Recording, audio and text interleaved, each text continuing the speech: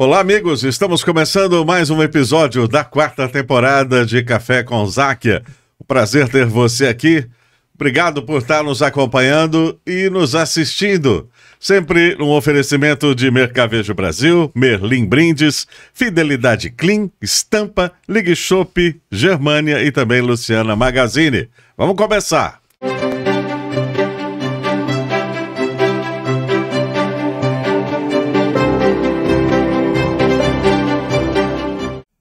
Muito bem, amigos. Hoje a gente conversa com o David Roger. David, você não começou a trabalhar igual muitas pessoas, ou como muitas pessoas, faz a faculdade, depois faz a pós, depois faz o mestrado e aí pensa em começar alguma coisa.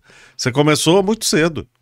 Eu comecei muito cedo. Primeiro, bom dia, boa tarde, boa noite aí para os nossos amigos internautas, né? O bordão do nosso amigo Daniel Zac aí, né? Ainda tá, tem a boa madrugada. Tem a boa madrugada, é verdade, eu me esqueci, né? Realmente eu comecei muito cedo minha vida. Eu sou nascido na cidade de Taquaritinga, né? Interior de São Paulo, próximo aqui. De uma família muito humilde, né? Muito humilde, e eu comecei a trabalhar muito cedo como ponta de caixa de supermercado no mercadinho do meu tio. Olha. E eu ganhava só gorjeta.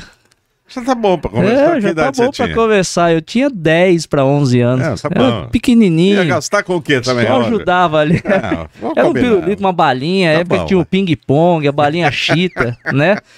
Eu lembro Usava disso. bastante.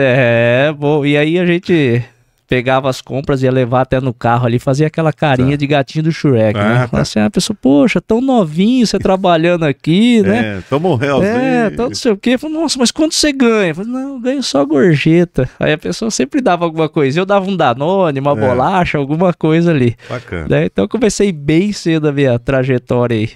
Bom, mas deixa eu só fazer um parênteses aqui, Roger, que eu acho importante. Você começou já em relacionamento com o cliente. Exatamente. Né? Que muitas pessoas têm dificuldade de relacionamento. Você já começou ali, já te colocaram ali. Não, eu já aprendi a ser desenvolto ali naquele momento. Exatamente. Ali. Você tinha que garantir o seu, né? Porque não era só levar mercadoria, você tinha que conversar, exatamente. conhecer. O meu salário ia sair daquela entrega da mercadoria até do carro, né? Caramba, Roger. Aí. E você ficou lá um tempo, cresceu um pouquinho mais. Cresci um pouquinho mais. E aí chegou um momento, com 15 anos, minha mãe já era separada do meu pai já. E o meu padrasto arrumou um emprego aqui em Catanduva. Ah, tá. Então, com 15 anos, eu vim para Catanduva, né? Estudei aqui, entrei, naquela época era a oitava série, né? Oitava série, tinha primeiro, segundo e terceiro. Tá. Aí eu adentrei no mercado também, já era repositor, já tinha subido de cargo. Já tinha uma experiência. Exatamente. Já tenho uma experiência, eu vou para repositor agora. E aí fiquei lá por 1 ano e meio nesse supermercado, né? Depois fui para uma empresa que empacotava alho, né, descascava, empacotava, preparava tudo ali. Era gostoso quando você ia na piscina de fim de semana, né? Devia ser mesmo. Rapaz, de repente a pessoa olhava e falava assim, nossa, que cheiro de alho. Você mergulhava assim e saía por baixo, falava assim, pronto, me descobriram. Cara. Né? E aí com 17 anos eu fiz uma entrevista, né, numa empresa, uma grande empresa de Catanduva, que é a Herbicate, né, do Pio. E por lá eu desenvolvi um trabalho também sem experiência nenhuma, né? Tive todo o meu desenvolvimento profissional dentro da empresa. Entrei lá na expedição, embalava e separava mercadoria. Queria muito desenvolver, conhecer as peças, as coisas. Estudei muito catálogo. Naquela época não tinha a praticidade da internet de hoje, né? Eram os catálogos, né? Você levava para casa e ficava ali, decorava e tal. Sabia de todas as peças. E aí fui pro almoxarifado, né? Um almoxarifado, como eu conhecia muita peça, eu fui para o departamento de compras, porque era uma compra mais técnica, né? E aí, como eu sempre gostei de inventar, de engenhar, bicicleta, carrinho de rolemã, né? Eu me apaixonei pela engenharia. E aí foi quando eu fiz um curso em São Paulo, me formei em projeto de máquinas pela Escola Protec, lá no bairro da Liberdade. Eu ia todo sábado, pegava o ônibus à 1 da manhã, batia 6 e pouquinho lá, metrozão, Estação da Sé, Liberdade, 20 minutinhos de caminhada, tava na escola. Saía às 16 horas, saía correndo, voando, porque 16h40 tinha um ônibus de volta. Uau, meu Deus. E chegava às 10 horas. E aí, engraçado, porque naquela época eu não tinha condições de bancar esse estudo. Tá. Então, o que que eu fazia? No intervalo do almoço, eu dava um pulinho na 25 de março e trazia encomenda pro pessoal de Catanduva. Então era um tênis, uma bolsa, uma calculadora da época. Engenharia com comércio, né? Exatamente. Eu falei assim, eu preciso bancar essas viagens, esse curso, né? Então eu fazia esse tipo de trabalho aí para conseguir custear as viagens e o estudo. E aí eu fiquei por 15 anos, praticamente 15 anos nessa empresa e saí de lá para montar o meu negócio. Né? Bom, você ficou bastante tempo 15 lá, anos, foram 15 anos, foi muito aprendizado. É isso que eu ia conduzir a conversa agora. A gente aprende muito estudando, né? Claro, você fez um curso, você se aperfeiçoou, mas o dia a dia ali também te trouxe uma bagagem grande. Demais, demais. A Herbicat é um berço de talentos. O Pio é uma pessoa fantástica, muito inteligente, idônea demais, ele, Dona Maria Emília, a família. Então ali realmente foi uma escola maravilhosa para mim. Bom, quando você resolveu sair dessa empresa que você trabalhava para montar o seu próprio negócio, isso não foi de repente, né? Você já veio maturando essa ideia. Na verdade, eu já não estava muito feliz no que eu fazia. Eu sou um cara que eu sou muito simples. Eu falo que eu hoje, graças a Deus, eu tenho uma condição financeira boa, né? Mas eu almoço nos mesmos lugares, eu frequento os mesmos lugares, né? Eu tenho os mesmos amigos, né? De quando eu não tinha uma condição talvez tão boa. E aí eu já não estava mais tão feliz fazendo aquilo que eu estava fazendo. E eu até conversei, fui muito claro com o diretor da empresa, né? E eu saí porque eu vi uma oportunidade de reformar máquinas. Porque quando a gente fala de reformar, as pessoas falam, vou soldar, vou cortar, vou fazer alguma coisa. Isso, vou remendar. Exatamente, vou remendar. Mas como eu conhecia um pouco de tecnologia de aplicação de defensivos, a parte eletrônica, né? Tava chegando aí a era dos controladores, piloto automático, GPS entrando, né, na agricultura. Eu falei assim, eu vou montar uma empresa para mim reformar equipamentos, agregando tecnologia. Então eu vou ajustar a parte mecânica da máquina, mas também vou agregar tecnologia a essas máquinas. E foi aí que eu comecei, e a primeira sede da empresa foi a minha casa. A empresa tem o mesmo nome até hoje? Mesmo nome até hoje. Que é a? DRS, Precisão na Agricultura. DRS, são as letras de? David Rogers, Serviços ou Soluções.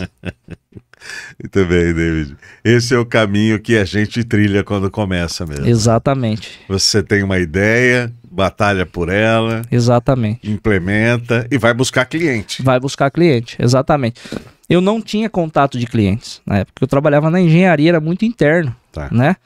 Então, no começo foi muito difícil para mim, porque eu não tinha noção dessa parte comercial, administrativa, né? Até que um dia uma pessoa me ligou, que era um amigo particular meu, né? Que trabalhava na usina, era Ruete ainda, né? Não era nem Tietê ainda agora. Ele me ligou um dia e falou, cara, saiu, tal, o que você tá fazendo? Eu falei, cara, vou dar assistência técnica em máquina e reformar a máquina. Ele falou assim, não, então vem aqui na usina que eu vou fazer um cadastro seu. Olha, falei, beleza. Fui lá, comecei a fazer servicinho, né? As pessoas gostaram do serviço, né, tal, e eu falando de uma usina para outra. De repente a outra unidade me chamou, de repente uma usina de Monte Aprazível me chamou, de repente abriu porta em outro lugar e as coisas foram ficando um pouco maiores, né? E aí eu já comecei com e-commerce, fui um dos pioneiros com e-commerce na parte agrícolas de peça, né? Bem no começo. O interessante é que desde o começo eu já sabia onde eu queria chegar. A missão da nossa empresa é ser a maior distribuidora de tecnologia do Brasil. E isso veio desde antes. A empresa, quando ela começou dentro da minha casa, tinha uma plaquetinha assim com missão, visão e valores. Eu já sabia aonde eu queria chegar. Porra. Às vezes a gente não conhece os caminhos que a gente vai trilhar, mas saber aonde eu queria chegar, eu sempre soube. Eu acho que esse é um fator primordial. Você tem uma meta. Exatamente. Né? Você tem lá, olha, eu vou lá. Por onde? Não, onde eu vou descobrindo. Exatamente. Mas eu vou lá. Você sabe que uma história também que me influenciou, eu vi uma história que teve 2 grandes generais da Marinha Britânica que se formaram, foram condecorados, só que eles saíram de um vilarejo muito pobre, né, assim, sem recursos. Pô, de onde que saiu essa ideia de você ser, né,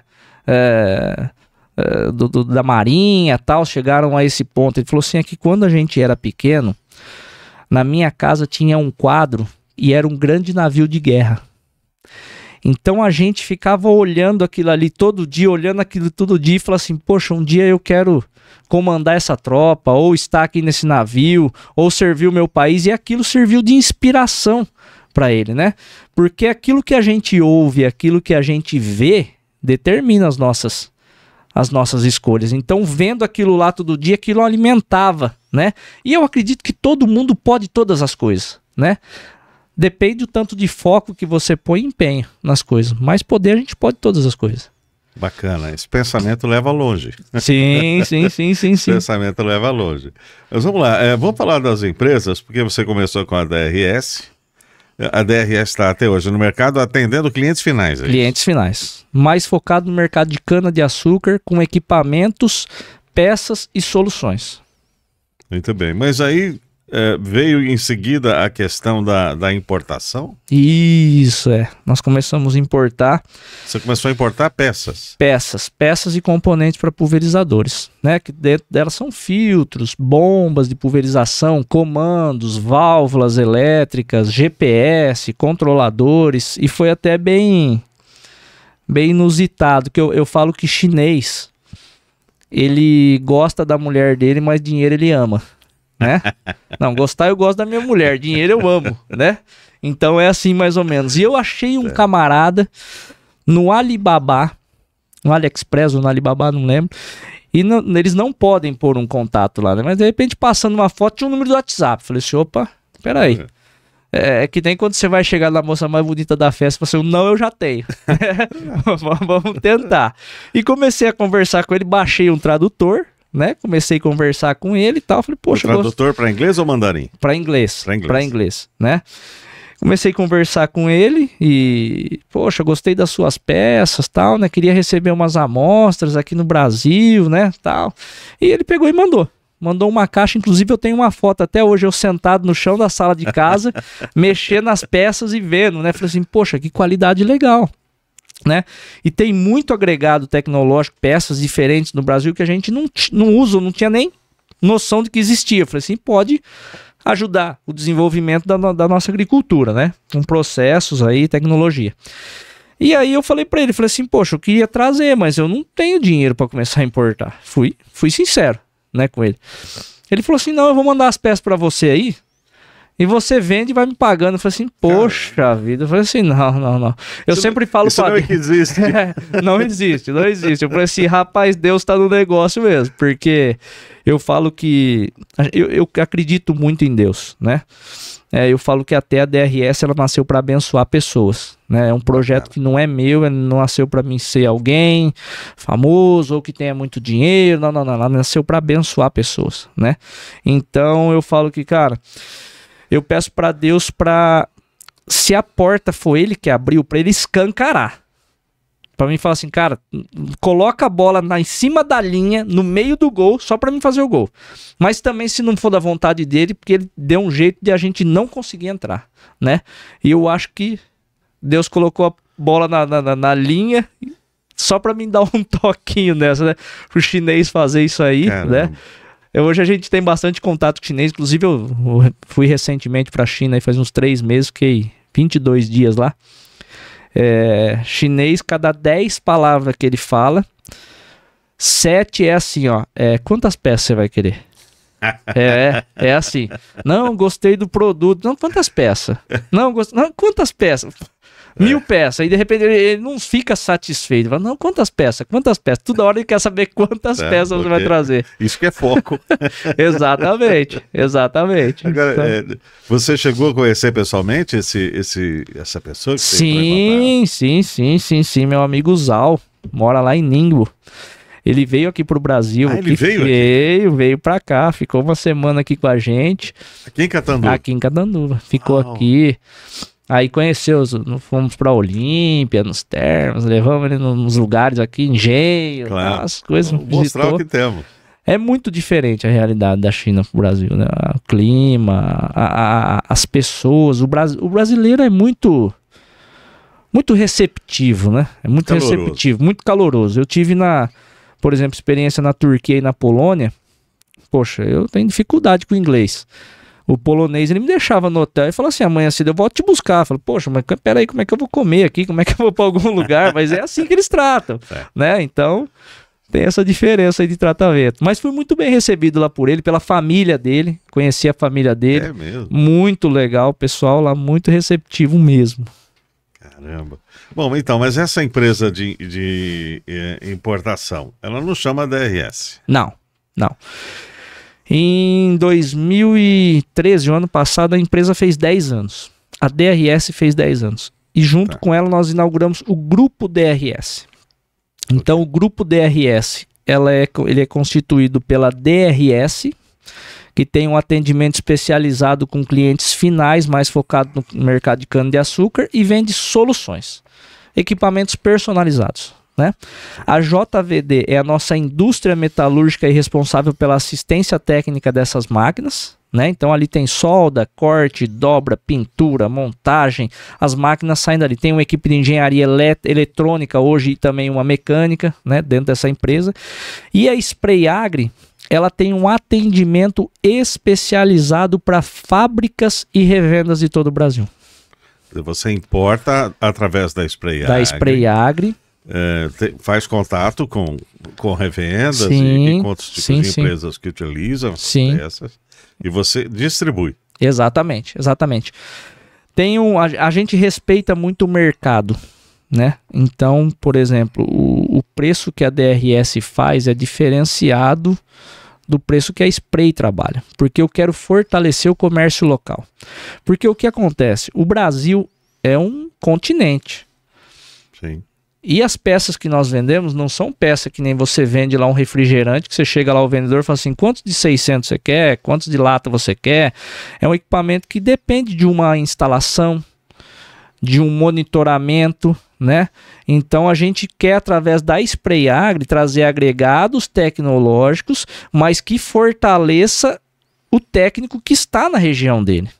Então, para isso, ele tem condição de comprar, revender e fornecer a tecnologia e dar assistência técnica para o cliente local. Cara, isso que você está falando é extremamente importante, David, porque se a pessoa compra a sua peça e não sabe manusear, não sabe instalar, o cliente final vai achar que o problema é da sua peça e não do instalador. Exatamente. E às vezes o problema é lá na instalação do equipamento. Então, você trilha todo esse caminho. Exatamente. Eu falo que hoje o nome da DRS vale mais do que a empresa inteira e tudo, né? Então a gente zela muito pelo nome.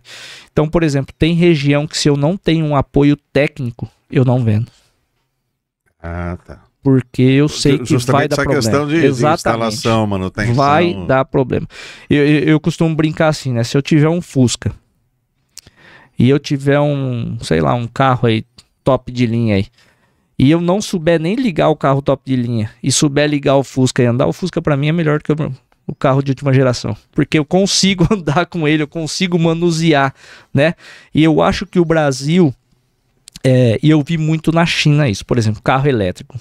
Na China, tudo quanto é lugar que você vai, estacionamento dentro da cidade, em supermercado, shopping, todo lugar você tem ponto de abastecimento do seu carro elétrico. No Brasil, a gente está trazendo uma enxurrada de carro. Onde que eu abasteço isso? Onde que eu ajusto isso? Ponho na tomada da minha casa? Entendeu? Então, a gente precisa aprender a ajustar o meu campo primeiro, para depois entrar com a tecnologia, né? Ou mudar a atividade, trazer os carros, né? Mas aqui a gente faz sempre ao contrário, né? Então eu não quero... Sim, né? Exatamente, né? Então eu não quero vender um negócio que eu sei que o cara vai ser, ali, ao invés de ser solução, vai se tornar um problema. Por que o equipamento é ruim? Não, porque ele demanda um cuidado. Por exemplo, eu já fiz entrega técnica de máquina que o cara tava com um sistema lá de piloto automático, uma precisão de 2,5 centímetros, e o cara não sabia ler. É complicado, entendeu? Então você tem que ter um mínimo de treinamento, né, com essas pessoas. Inclusive, pensando nisso, eu tenho uma sala hoje dentro da empresa para 80 pessoas. E a gente desenvolveu um curso chamado CFTA, Centro de Formação em Tecnologia de Aplicação. Eu pego os meus clientes, as usinas, os clientes macros, às vezes pego cada operador de um cliente que é um pouco menor, trago para dentro dessa sala, ensino a parte técnica para ele, ensino a parte teórica para ele e também a prática. A gente tem um laboratório que o cara põe a mão na massa, regula, ajusta, de repente eu vou lá, tiro um fiozinho da válvula, poxa, o que está acontecendo aqui? Ah, a válvula não está funcionando, não, vamos achar o problema, né? Então isso é... Treinar é você explicar alguma coisa. Pô, agora, capacitar é diferente. Né? Posso falar para o senhor assim, ó, pega uma bicicleta, você vai pôr primeiro uma perna, prepara o pedal ali e você vai sair se equilibrando. Tá, beleza, dei uma instrução para você, instruir você. Agora, capacitar é falar assim, pega a bicicleta e anda. Exatamente. Que eu quero ficar com você até você andar de bicicleta. Você vai tomar uns tombos, mas você vai aprender. Né? Eu me lembro de uma frase, diz o seguinte, a teoria na prática é outra. Né? Na teoria é, olha, pedala e equilibra. A prática você vai tomar uns tombos. Você sabe que eu queria, ainda falando dentro da empresa, nós desenvolvemos um projeto lá chamado Avistar. Avistar. Eu li uma pesquisa e me deixou muito preocupado. Diz que 40% das pessoas que entram em um curso, seja ele qual for, ou não terminam o curso, ou não exercem a profissão. Por quê? Porque escolheram o curso sem ter conhecimento de causa. Então, por exemplo, eu acho maravilhoso medicina. Poxa, quem que não arrou médico, salvar pessoas, ajudar... Puxa, fantástico. Fantástico quando você vê um atendimento de um SAMU, de um resgate, você fala assim, cara, que coisa maravilhosa. Só que quando eu precisei fazer um cortinho no dedo porque infeccionou aqui, a minha pressão acho que foi a 0. Porque eu não posso, eu tenho aflição de ver alguma coisa cortante, sangue. A enfermeira olhou pra mim e falou assim, moço, você tá bem? Eu falei assim, acho que eu vou desmaiar. Falou, deita. Eu deitei, né? Então, eu acho maravilhoso, mas eu não tenho condição de ser. É a mesma coisa que o cara fala assim, poxa, eu acho maravilhoso engenharia. Você gosta de matemática? Não. Então você vai ser um frustrado. Nem entra, né? Nem entra. Então, pensando nisso, com a nossa equipe de gestores dentro da empresa, nós desenvolvemos esse trabalho com as escolas. Eu pego as crianças que estão aí saindo do fundamental, entrando para o médio, e a gente traz para dentro da empresa. Como são escolas da rede municipal, às vezes a gente pega situações difíceis. Hoje, as famílias em si, né, são a maioria desestruturada, tem muito problema de droga, alcoolismo, principalmente nas áreas mais periferia. Então eu conto um pouco da minha história, porque eu vivi isso. Meu pai era alcoólatra, né? Meu pai batia na minha mãe, foi muito tempo assim, eu vi muita coisa ruim dentro da minha casa, né? Mas através do trabalho, através da determinação, fé em Deus, né? Eu consegui vencer. Então eu dou essa injeção de ânimo neles, né? Vocês podem vencer. A situação que você está vivendo hoje, ela não diz nada a respeito, né? Porque assim, ó, eu falo que quem vive de passado é museu e professor de história, né? A gente vive de presente e tem que planejar o futuro, exatamente, né? Eu falo que o passado pode não ter sido tão bom, mas o futuro é uma folha em branco. A gente pode escrever ela do jeito que a gente quiser, né? Então a gente pega essas crianças, divide ela em 5 turmas, cada um dos gestores vai com essas crianças pelos departamentos da empresa. Lá eles conhecem engenharia, então eles veem a máquina toda desenhada em 3D, aí vê a máquina produzida. Pô, mas para mim produzir essa máquina eu preciso de uma equipe de produção. Aí dentro da equipe de produção tem torno, tem solda, tem montagem, tem pintura. E aí eu preciso de alguém que cuide das pessoas, tem o RH. Poxa, mas a gente tem que cuidar da documentação. Tem lá a parte administrativa, a parte contábil, fiscal. Eu preciso vender as máquinas. Aí tem o departamento de vendas, né? Então eles percorrem todos esses departamentos, né? E depois a gente faz um bate-papo. Assim, ó, a ideia de vocês é que vocês saiam do fundamental e entrem no médio técnico. Para isso já determinar o que vocês querem da vida de vocês.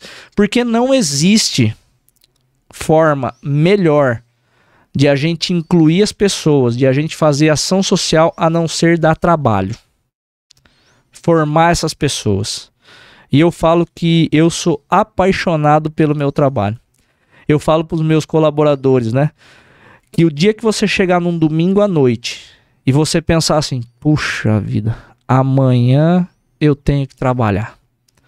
Eu quero que você me procure, porque eu não estou sendo justo com você e nem você comigo. Né?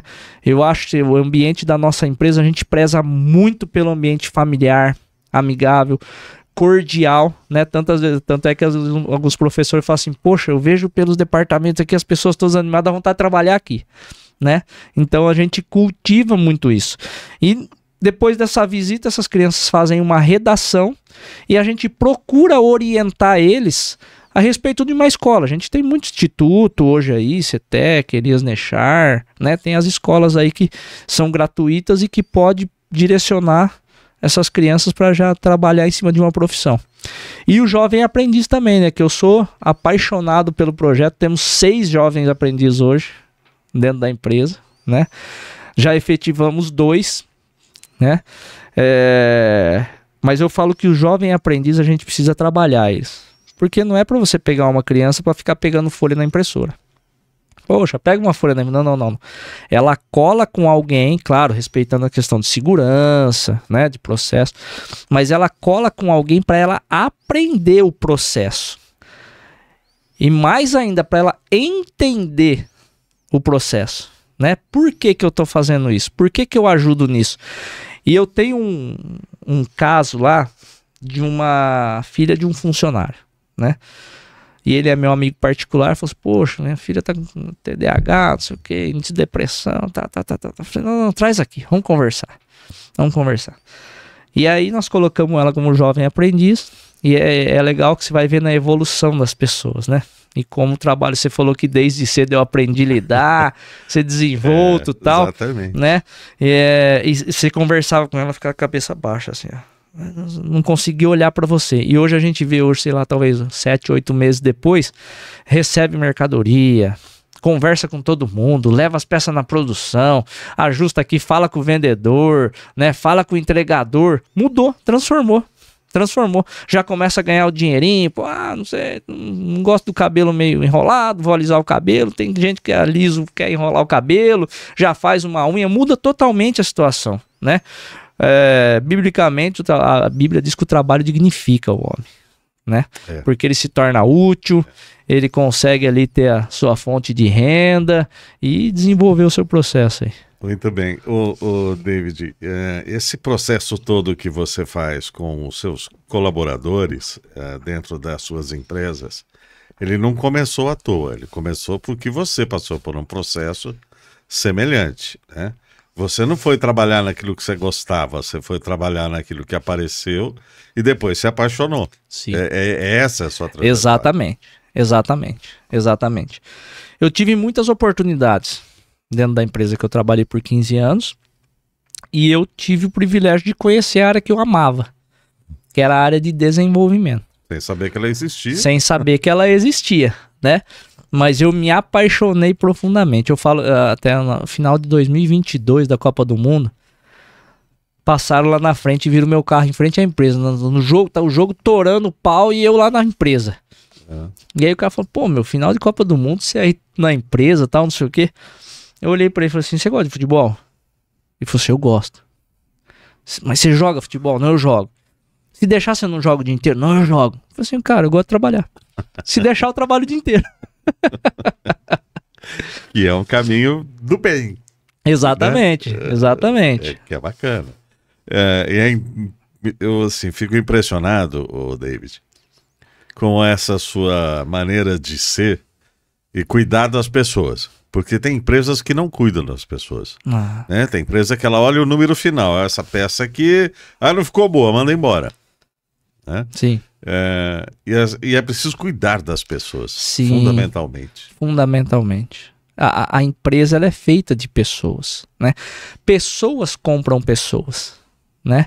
Então a gente tem que cuidar das pessoas e o resto vai sendo feito. Porque se a pessoa está feliz, ela não vai querer fazer algo que prejudique a empresa. Ela quer que a empresa vá para frente. Então, por exemplo, algumas coisas que a gente faz, de repente a gente pega o valor da empresa, depois ainda dá conta do cara. Nossa, bateu 300 aqui, 500 aqui, eu já tirei porque achei que alguém tinha enganado. Não. Isso foi uma bonificação, né? E eu faço todos os prêmios, as coisas que a gente participa, a gente ajuda muitas instituições. E toda segunda-feira a gente tem uma reunião às 7h30 da manhã com todo mundo, né? Que a gente tem um momento de descontração ali, bate um papo legal ali, ora, né? Pede a Deus para que Deus abençoe a nossa família, a empresa, né? A nossa semana, né? Eu acho que desde o começo a gente fez isso. Eu acho que as nossas primícias têm que ser a Deus, né? Então a gente consagra a nossa semana a Deus ali. E o ambiente dentro ali é cuidar. Eu sempre agradeço a eles. Nós temos hoje uma revenda na Bolívia, né? Estamos com algo começando na Argentina e na Colômbia. Agora, 18 de agosto, eu estou indo para os Estados Unidos participar de 2 feiras.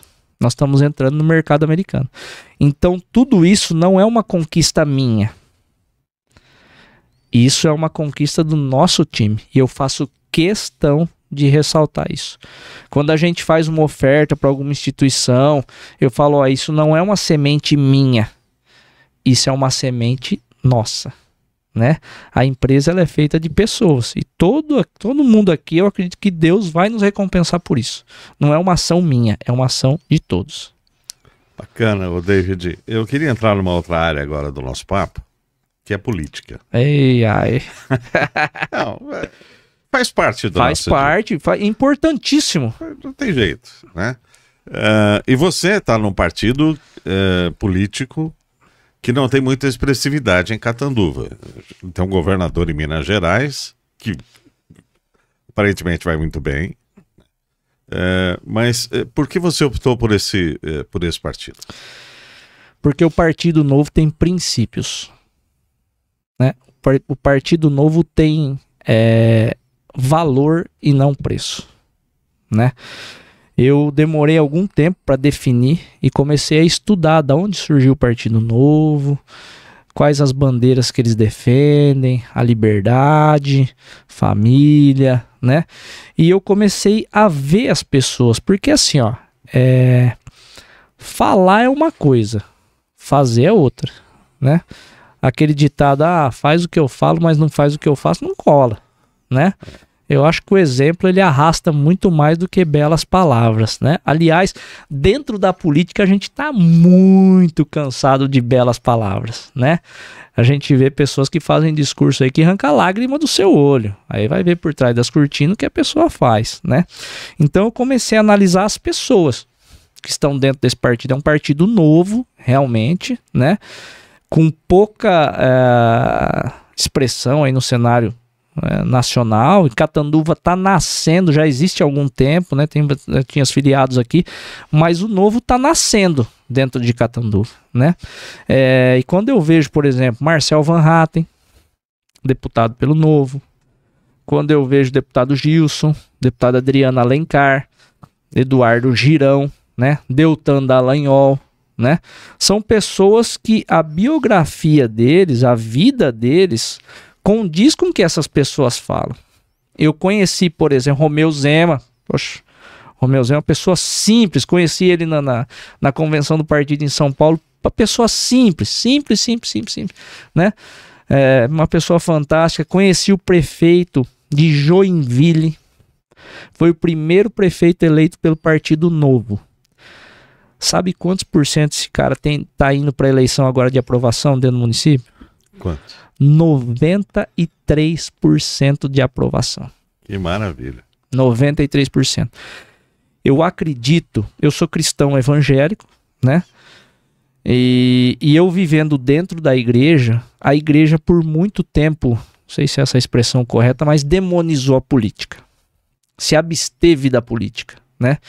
E eu acho que a gente vai pagar um preço alto por isso, né? Porque se a gente analisar até biblicamente falando, Deus ele constituía reis e profetas, né?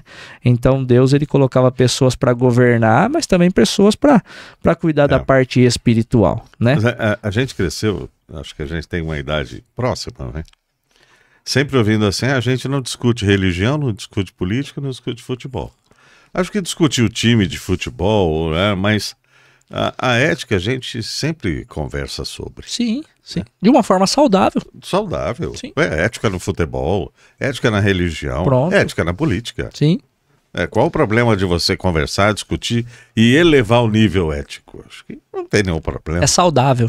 É saudável, é necessário. São as ideias que mudam o mundo, né? As discussões que mudam o mundo. A justiça. Exatamente. Né? Que é algo que é bíblico. Exatamente. Você precisa discutir e elevar esse nível. Exatamente. Né? Essa é a ideia do partido que você está hoje e sua ideia.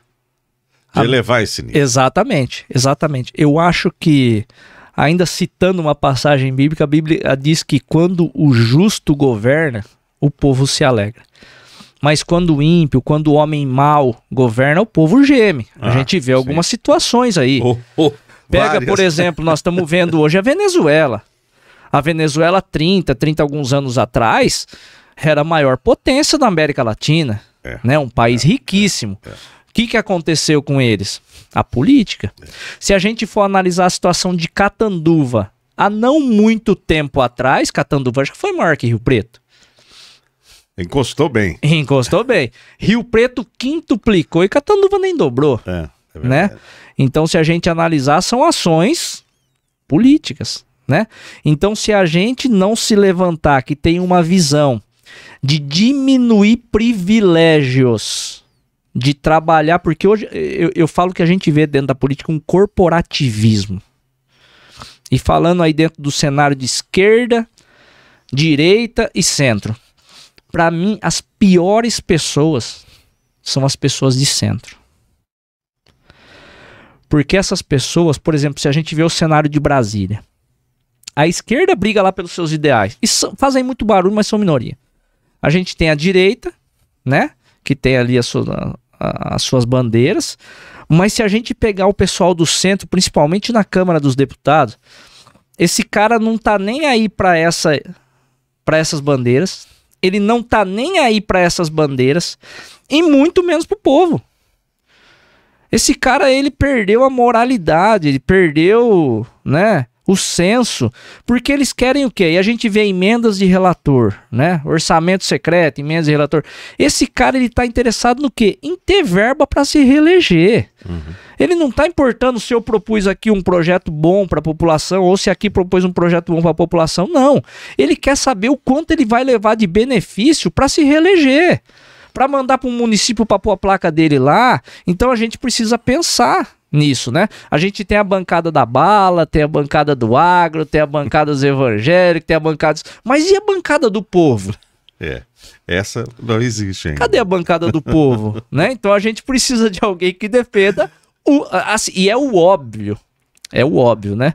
Nós somos representantes do povo, né? A democracia, que é o poder que emana do povo, talvez ainda esteja um pouco distante da nossa realidade, né? Eu concordo com você quando você diz que a gente precisa caminhar em direção ao que é justo, né? Caminhar a direção ao que é perfeito. Mas nem sempre é fácil. Não é, porque se fosse fácil todo mundo faria, né? É difícil. Você lida com diferença de ideia. Por exemplo, eu vou dar um exemplo. Se eu chegar aqui pro Daniel e falar assim, Daniel, poxa, vamos fazer uma enquete que eu achei que o preto não ficou bom aqui. Se a gente tiver 20 pessoas, provavelmente a gente vai ter umas 10 ideias diferentes. Um vai falar, pinta de branco, outro pinta de cinza, outro pinta não sei o que. É difícil. Só que a gente tem que pegar o que vai ser bom, né? às vezes não vai ser tão bom para um, mas vai ser melhor. E pegar o que mais necessita e fazer ações, né? Porque não tem como agradar todo mundo realmente, né? É verdade. Você tem razão quando diz que as pessoas vão ter ideias diferentes, né? Muitas vezes as ideias diferentes não são pensando no bem comum, são pensando no bem próprio. Exatamente. E aí o bicho pega, o David. E aí que entra o corporativismo, né? As pessoas... E isso precisa ser combatido, né? Precisa ser combatido, mas para isso a gente precisa ter pessoas representantes que tenham valor e não preço. Muito bem. Você se posiciona de que forma na política? Direita, esquerda? Direita. Mais para lá, mais para cá? Direita. Defendo família, defendo liberdade, né? Defendo os bons princípios, os bons costumes, né? Claro que respeitando quem pensa diferente, né?